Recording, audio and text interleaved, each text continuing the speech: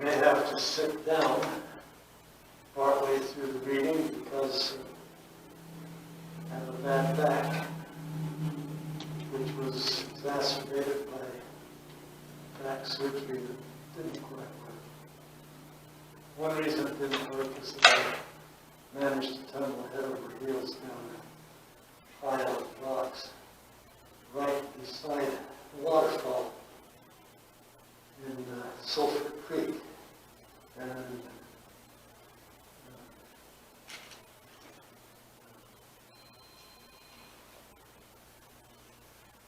down in Capitol Reef National Park. We've just come back from Capitol Reef. If you can't hear me do this. And in Capitol Reef,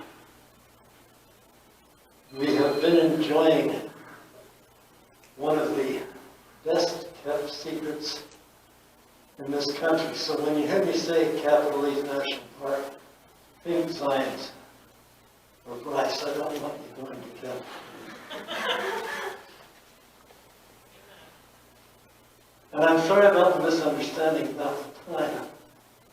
As Marianne would have mentioned, when we met at Enlightened Bakery, we always met at 7:30. So I assumed, of course, this being an offshoot of Enlightened Bakery, that we meet at 7:30. There are always that kind of misunderstanding happening at Enlightened Bakery. This is a poem about one of them. It happened shortly after I started attending. It's a found poem, and I call it This Poem Is Not Mine. I heard this poem tonight, walking into the cafe beside me, the breath of traffic, the tread of desire, without any sense that it was with me or I with it. But there it was, walking in, snorting the scent of coconut squash soup as if it were Coke. Hyper, eager to speak itself, roll through the air, slaughtering the first flies of summer with a blast of salt, so that it can eat them in its celebration. For poems are omnivorous. They will eat up all the energy in the room, and when it's digested, release a scent they hope is attar of lilacs. But mostly it's ambergris, whale poop, a vehicle for the tenor of perfume, a fixative for stench. This poem has already eaten up 5 minutes, no matter how few have passed by on your phones. Like all good poems, it packs a lifetime in, which begs the question, whose? Well, since this poem walked in as I did, I can't answer that.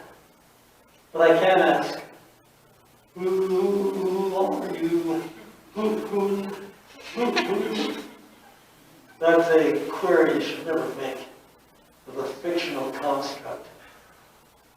Like all poems, this one is a bald-faced lie, while I, as you can plainly see, am not. So I will not beg your pardon for having taken up so much time lying about a poem that was just lying about. Who walked in tonight, surprised to find you all here, gawking, when all that came in for was a pecan mango tart.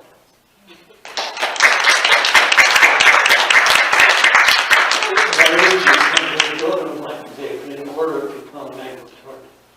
You'll have to get there early to beat Marianne and beat the punch. They're very good. This is a longer poem, and you'll hear a number of words go by that you may not recognize. Those are called hapaxagomena, meaning words that occur one time uniquely in a text.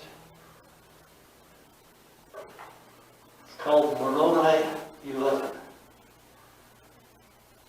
As I sat, attempting to follow Mormon's last directives, knowing my world destroyed, and shattered in my solitude.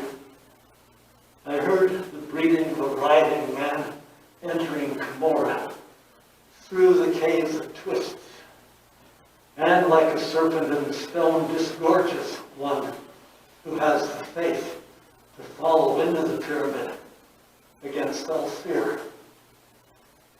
One of the three who tarried. I was stunned.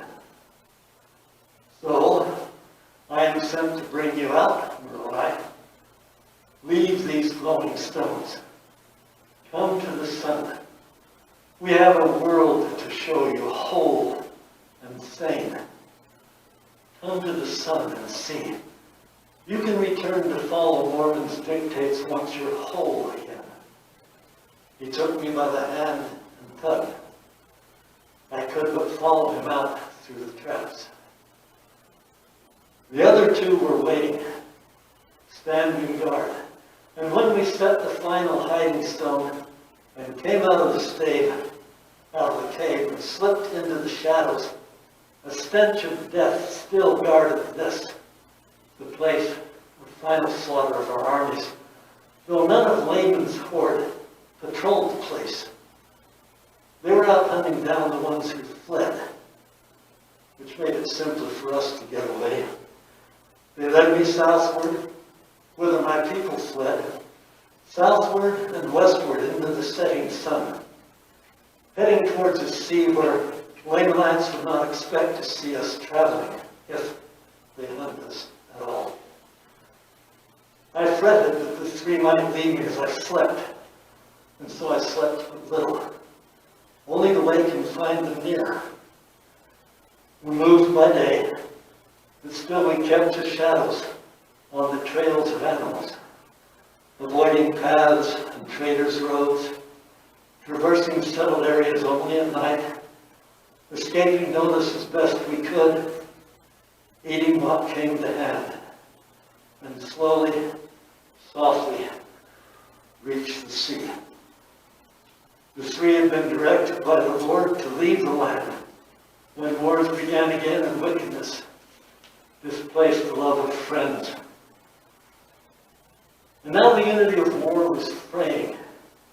The Lamanites started to fight each other.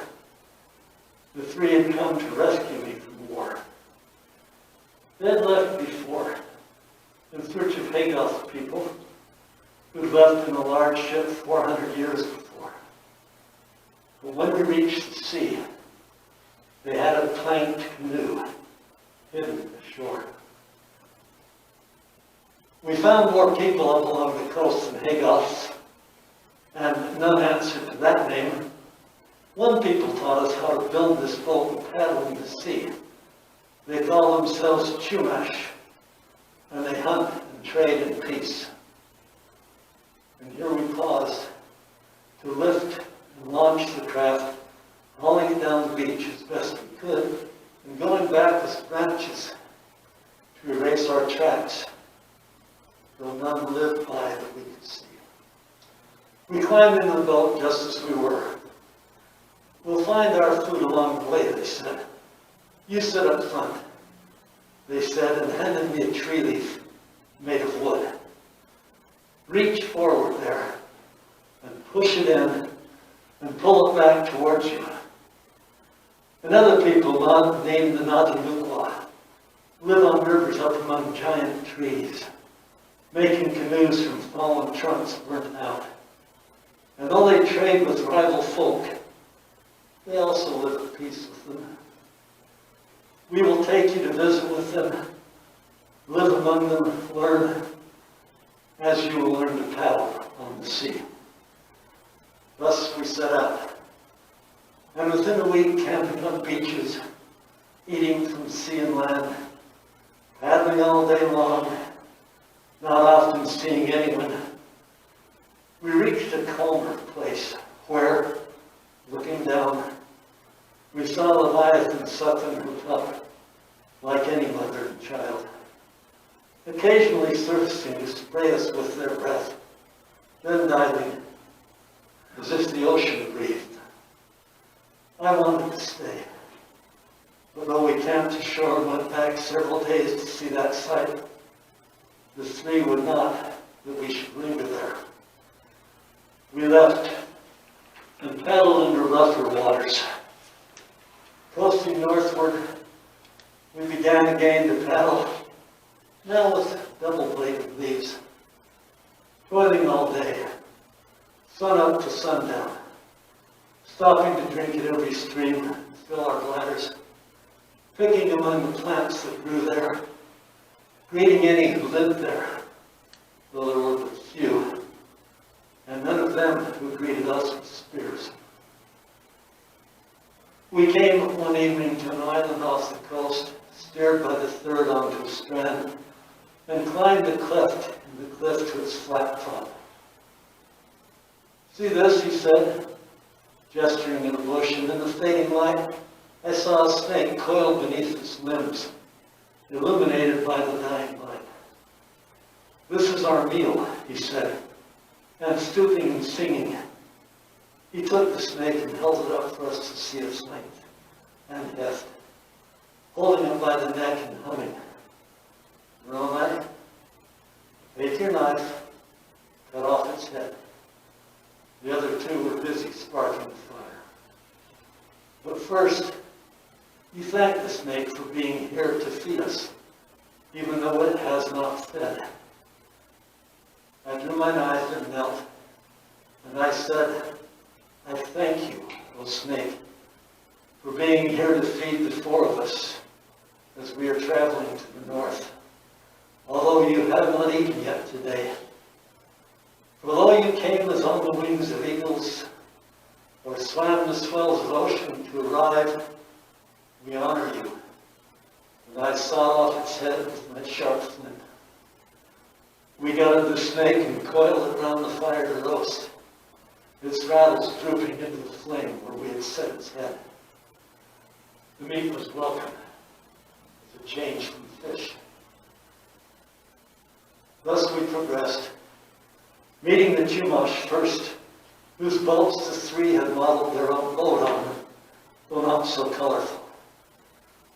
They showed us how to spear the dolphin, which could feed us for weeks, and tried to teach their dolphin dance. I danced with feet like flippers and fell down.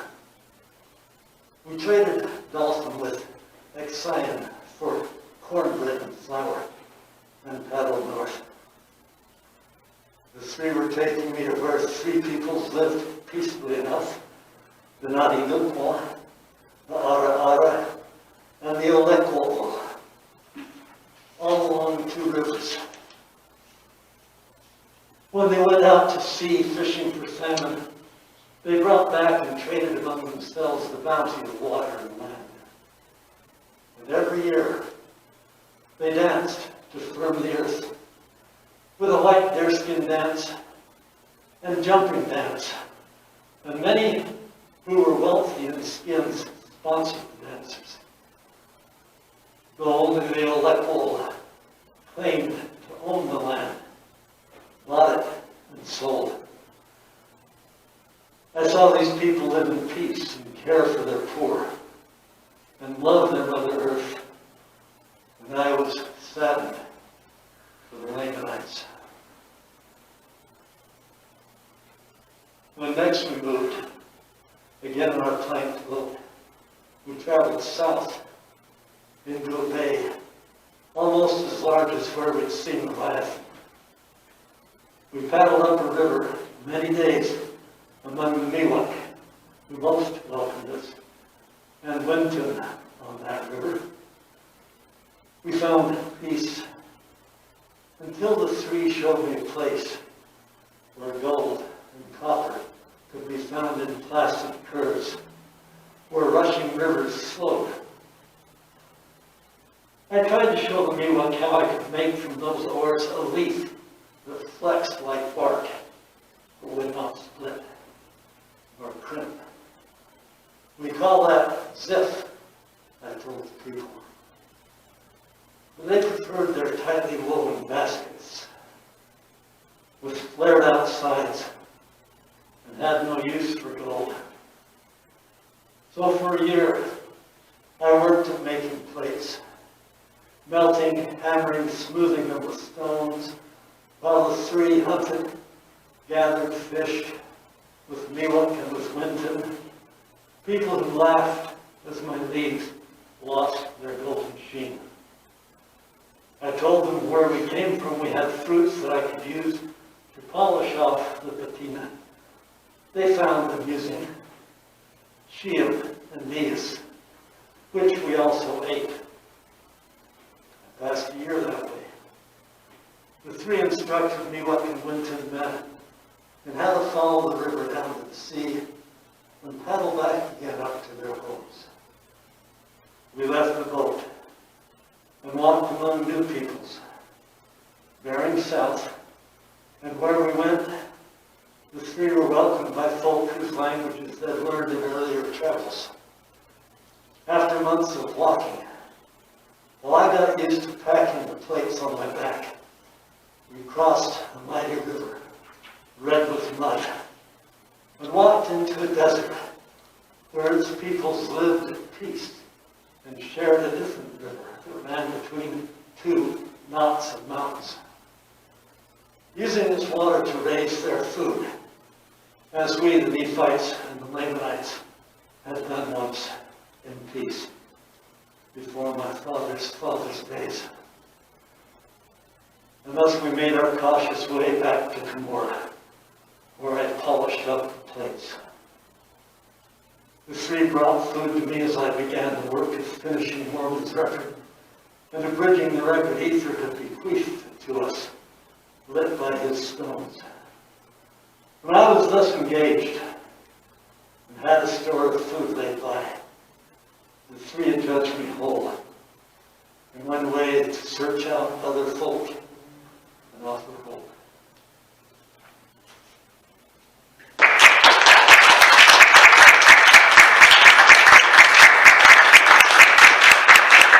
I'm not going to read Moroni 12, Moroni 13, and Moroni 14 too.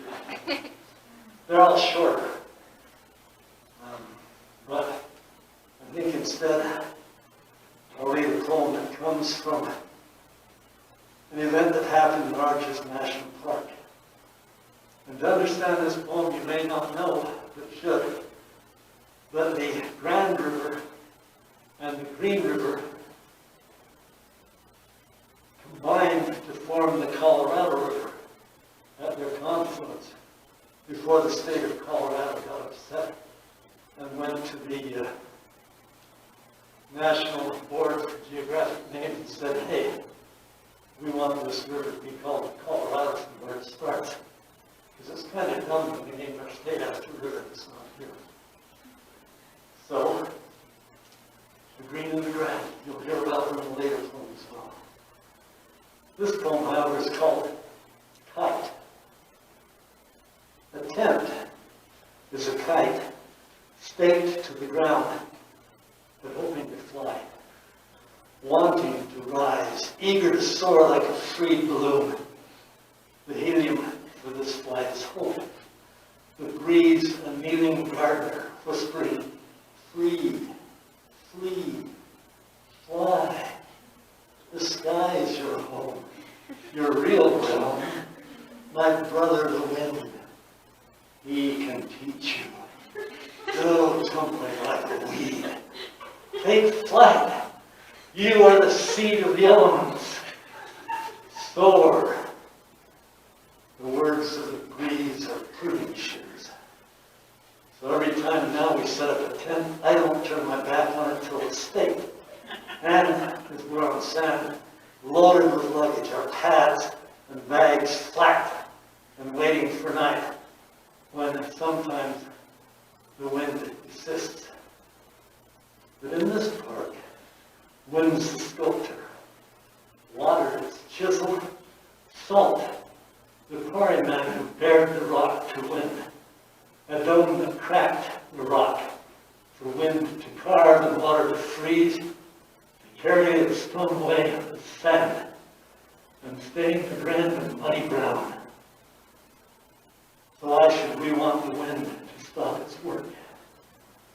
This gale can carve a delicate arch to stand alone on top of the cliff with a bowl sunk on the other side, so precarious, it can symbolize the entire state of flux, unbalanced in rainbow clothes and hoping for a kite to ride the wind on through its bow. Or 10, ours in this case, aimed by the wayward wind, soaring over Devil's Garden of Stone.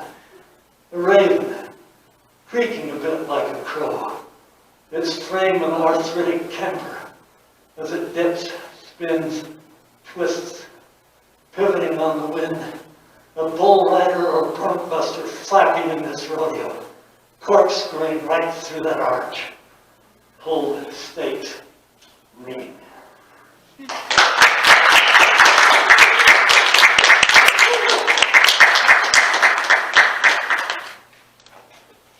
I'm going to sit down now. And I hope that will work better. This is one of the problems with open mic.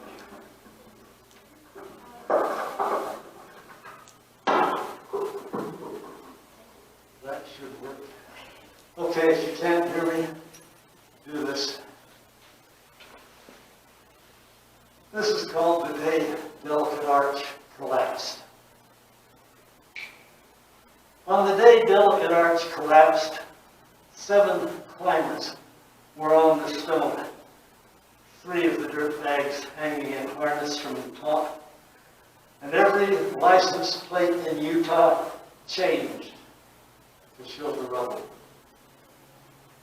On the day Delicate Arch collapsed, the Wasatch Fault side slipped and shook itself awake from Honeyville to the Van, and all the valley aquifers erupted and flowed into the Great Salt Lake, refreshing it. On the day Delicate Arch collapsed, the new Lake Bonneville flowed south through Superior Dry Lake and cut a new channel down to Las Vegas, such that the meadows were baptized and washed into Lake Mead, leaving the people to lounge on the beaches. On the day Delicate Arch collapsed, the green and the grand joined waves and danced in the sparkles around arches and canyonlands, while up north, the overburden flowed uphill into the Bingham Canyon pit, healing the Ochre Range. On the day Delicate Arch collapsed, Glen Canyon Dam cracked, and Lake Powell gushed out, its stilts scrubbing the walls clean and cutting a new slot canyon, and all the new water of Lake Mead flowed to the Salt River peoples of Arizona. On the day Delicate Arch collapsed, the New Madrid Fault quivered, and the Mississippi backed up and emptied into Lake Superior. Lake Erie yawned, and Niagara Falls widened into a cascade of paragliders. On the day Delicate Arch collapsed, Manhattan floated away into the Atlantic and steamed towards Air, his earliest lover, while Florida divorced herself from the continent and sailed off to join Cuba, her earliest lover. On the day Delicate Arch collapsed, the Blue Ridge and the Appalachians rose to Himalayan heights and were vested in snow, which promptly started to melt, so that the Potomac flushed down and washed away Washington.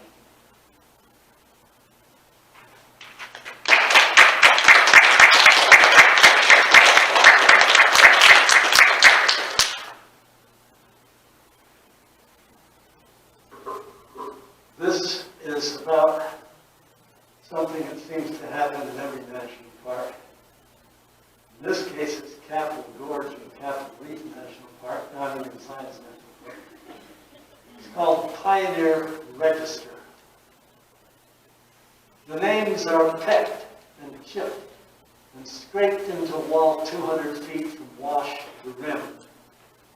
The highest, maybe 20 feet up. Worked on a ladder, leaned from a flatbed truck into the rusted wall. Here one James Cook on July 14th stood up and popped his name with hammer and nail into the sandstone face, taking a break from traveling through the wash. The other names, shipped earlier, lower down, seemed more like echoes than like pioneers, though from his mast, James Cook could see no further along the gorge than where the sandstone walls curved in a fraught meander to the north before bending back east around the nose of Slip Rock, where the water tanks would hold the tools ground this gorge into the sand until the next big rainfall overfills them. Out of that nose, again at 20 feet, projects a pipe that used to bear a wire that bore a different current through the wash, grounded and insulated by the pipe. Close to where we parked, the petroglyphs that came before these names seemed less in awe, much lower, like graffiti on freight cars, not headstones for the bones that washed downstream.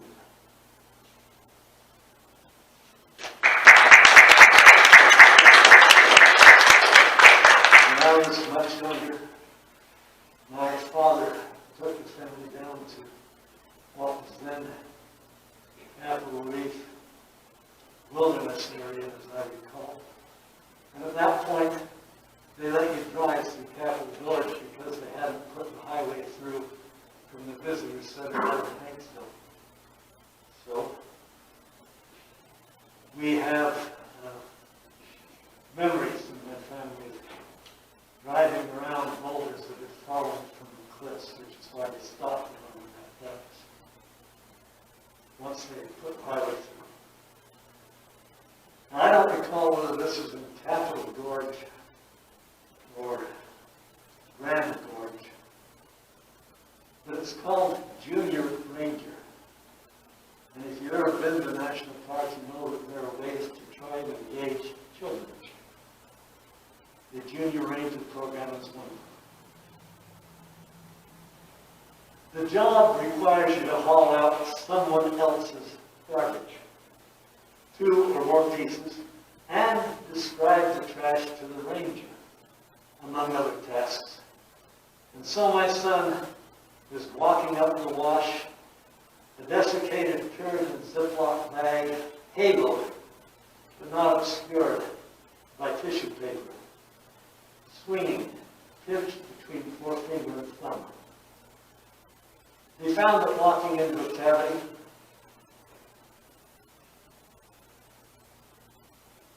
The floods had patiently hollowed into the rust-red sandstone, growling and grumbling down the wash. And sometime since the last to reach this height scoured on by, someone took refuge here and left these scours to dry back in the dark, which wouldn't, except for the wreath of bone white tissue, have been known as anything human or even been seen. His daughter, meanwhile, carries the candy wrapper I dropped beneath the bush and pushed into the red and blonde sand of the wash's edge, which she found almost without encouragement.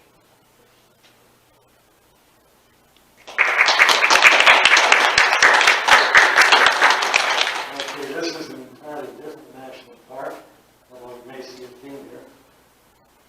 The North Cascades National Park is strung along the thread of the Pacific Crest Trail. Just down out of the park,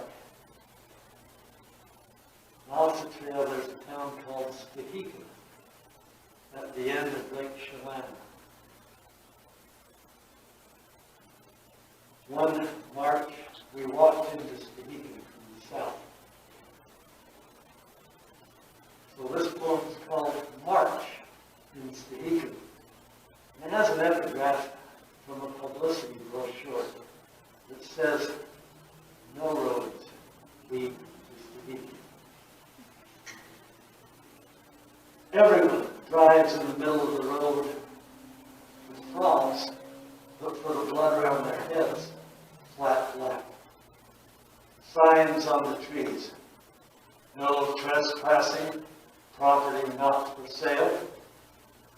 The bakery is closed till May, when guests arrive to enliven the park on the bigger ferry, bringing slower day trippers. Geese are everywhere. Their droppings like dog shit. Lakefront homes won't front the water until the floodgates at the far end of Chelan close for the summer. These mudflats, once the delta of a river, crawled with the stumps of trees logged off when the dam was built and the town rebuilt on higher ground. No one worries the stumps will scrabble from sucking mud onto the road and scuttle into town some chill spring morning. The venom of 100 years slick in their roots.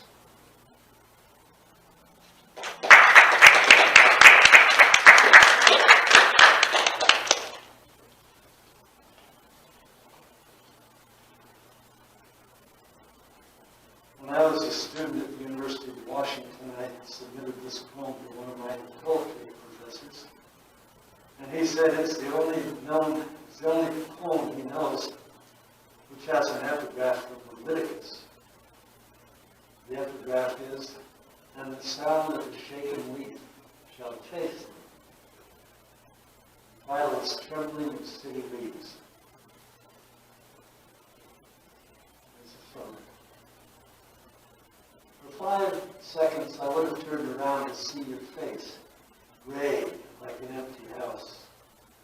The jaw ajar, the eyes cobweb and glazed, the blonde patch trembling over your doorknob nose, and would have said goodbye without a sound to hear sheet metal crumple on the day's ghost employee, fleeing like a mouse to newsprint nest, to weep and wash his clothes.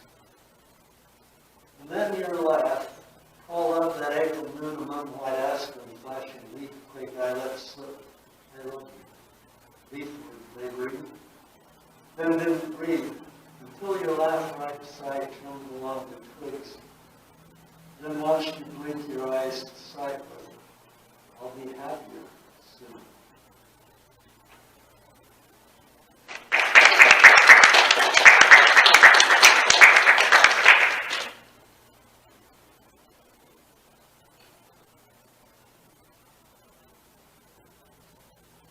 This is called Water and Rock, and there are 2 poems in here. The first one is what rock says to water. Stay, stop, and play. Please be still. Wait a week. Keep me wet. Stand in the sand. Stay with the stones. I look in your face and find my own. Back when I flew, we danced and flung ourselves against an older ground, picking, flushing, scraping, crying. That was before I settled, shallow sea, sandy bed. Wait at the foot of this wall, cool, at bedrock, lie and break. Water answers. I'll warm with you and you come run with me. Reeking boulders. I'll be tears for your face. While it thaws, we can slip slop to the sea, grinding stones, flinging logs. We'll cut our way through the sad sediments, scour the graves, scoop out and roll the old bones. When I leave you sunk with them in a bowl of slick rock and sink to thee, I'll be back and we can flee further, a little further.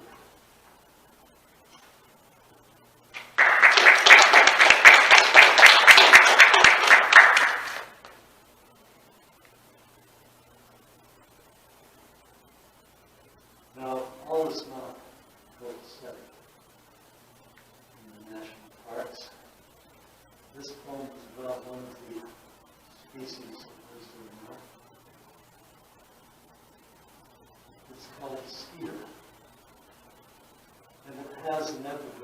except you drink his blood, you have no life in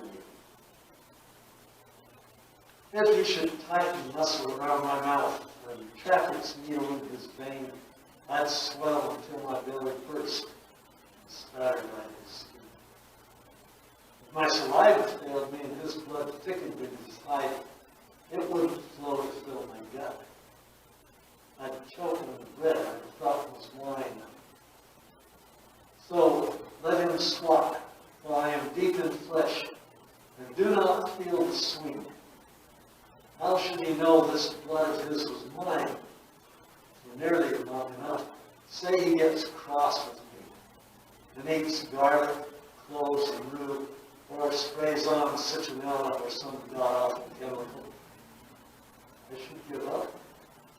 What other beast his size or any can I suck lifeblood from, then fly away until it pulls me down into the stillest, lightest water?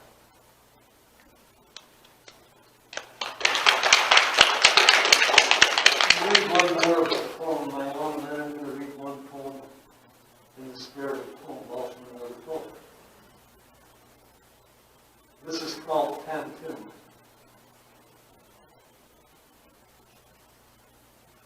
I wrote it for Lance Larson, who's a resident of Springville. At the time, he was conducting a workshop, and he challenged us to write a tantum because it has 16 lines, half of them repeating in various sequences. So you'll hear the familiar lines coming through. What you won't hear is that the lines are almost exactly the same except they're different, because I couldn't be bothered to keep it the same. And two, Abel was killing Cain with bad puns and bad jokes, because Adam didn't believe in like-mindedness and loud laughter, and Eve was so busy gardening, suckling, raising kids, lambs, and babies, she had no time to laugh at the antics of her second son. Because Adam didn't believe in loud laughter and like-mindedness, he really didn't want more independence of action in Eden. She had no time to laugh at her second son and his antics, and Adam sent Cain to the pasture to manage the flocks. But really didn't want more independence of action in Eden. He told Cain to ignore the dead jokes and borrowed puns, and Adam sent Cain to the pasture to manage the flocks, for Cain's mood was lifted by the bleating of lambs. But he told Cain to ignore the borrowed puns and dead jokes. And Eve was so busy gardening, suckling, raising babies, kids, and lambs, and Cain's mood was lifted by the bleating of lambs, that Abel was killing Cain with bad jokes and bad puns.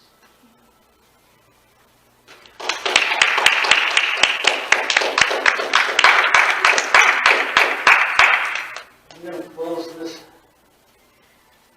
reading in mind.